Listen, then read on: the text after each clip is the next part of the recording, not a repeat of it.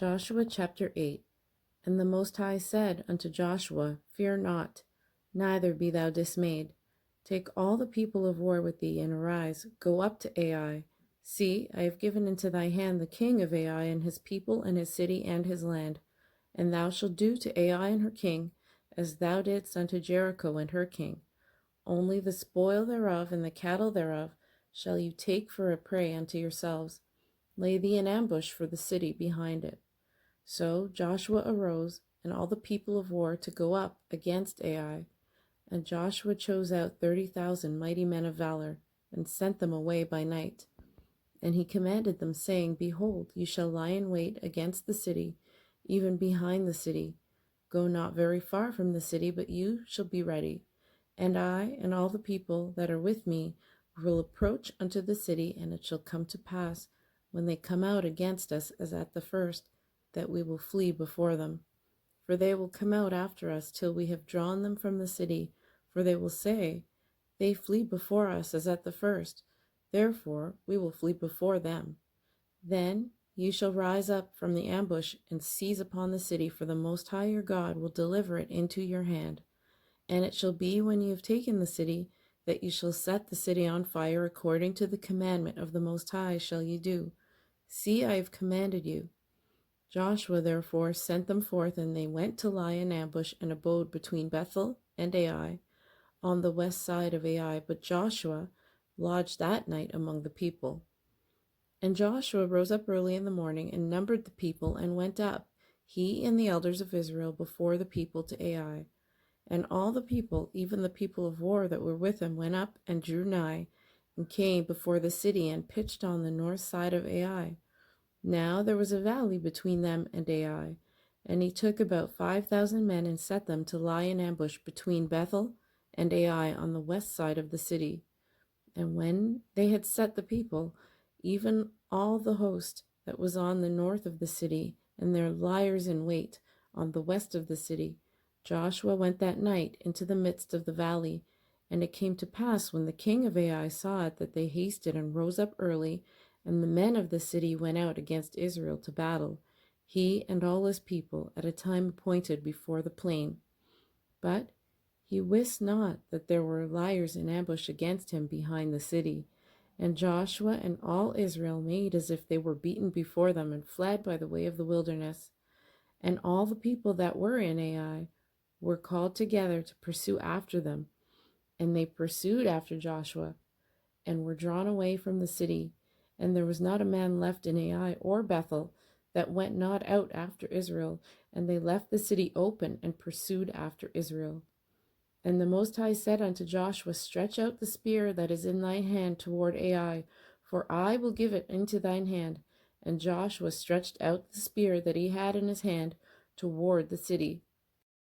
And the ambush arose quickly out of their place, and they ran as soon as he had stretched out his hand, and they entered into the city and took it, and hasted and set the city on fire.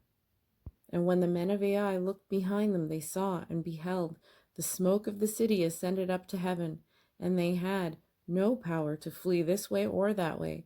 And the people that fled to the wilderness turned back upon the pursuers.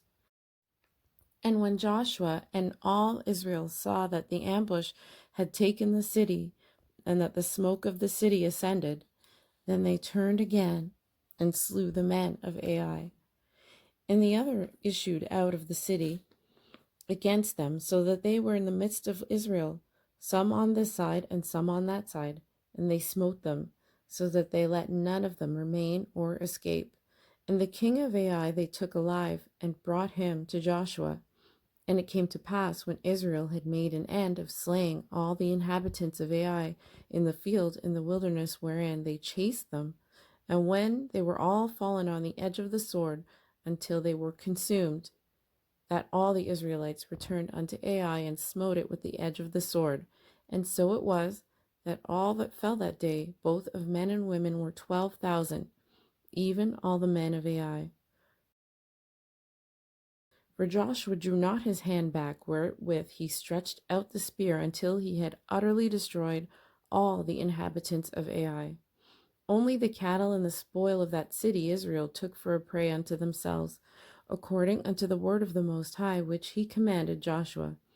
And Joshua burnt Ai and made it an heap forever, even a desolation unto this day. And the king of Ai he hanged on a tree until eventide. And as soon as the sun was down, Joshua commanded that they should take his carcass down from the tree, and cast it at the entering of the gate of the city, and raise thereon a great heap of stones that remaineth unto this day.